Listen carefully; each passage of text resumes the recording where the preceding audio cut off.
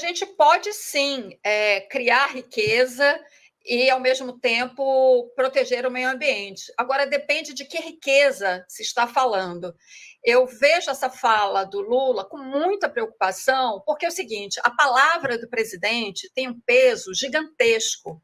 Ele dá a direção, ele dá o comando, né? Até então, a gente estava vendo a discussão sobre a exploração de petróleo na margem equatorial, que nós já falamos aqui algumas vezes, é uma extensa faixa de exploração, potencial de exploração, que vai do Amapá até o Rio Grande do Norte, pela costa brasileira, são 6.000 quilômetros. Mas até então, por que essa fala me preocupa? Porque até então a gente via a discussão acontecendo.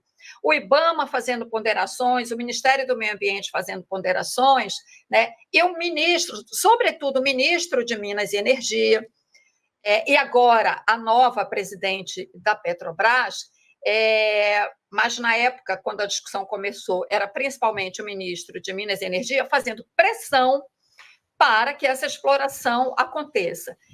E o Lula meio que se equilibrando ali nessa discussão, enfim, tentando compor de alguma forma os interesses em conflito. E agora a gente vê o Lula dizendo que praticamente o tom da fala dele é muito categórico, dizendo vamos explorar a margem equatorial. Então, como eu disse, a fala tem um peso, é como se a decisão já estivesse tomada, como se ele, presidente, tivesse tomado essa decisão antes de uma palavra final do IBAMA, dos órgãos licenciadores e do Ministério do Meio Ambiente, antes que toda essa questão do ponto de vista ambiental seja examinada. Então, esse é o primeiro aspecto ruim.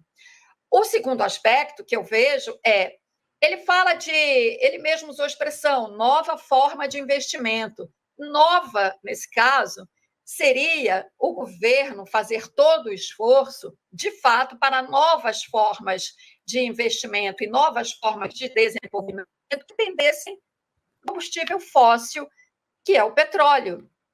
O petróleo é a economia do século XIX e do século XX. O petróleo é a base da economia do passado, quando a gente precisa olhar para o futuro.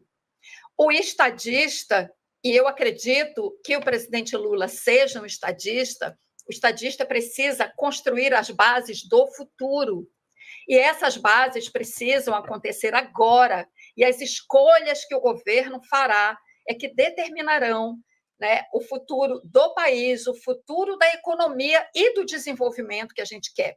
A tecnologia tem soluções para tudo, os cientistas estão aí apontando soluções para a transição energética, para a substituição do petróleo, ou pelo menos para uma redução bastante acentuada da dependência do petróleo no nosso futuro, para o nosso desenvolvimento. Então, a gente está falando aqui de uma necessária reversão da lógica do desenvolvimento que nós queremos. Nós acabamos não, porque nós não saímos da tragédia climática do Rio Grande do Sul.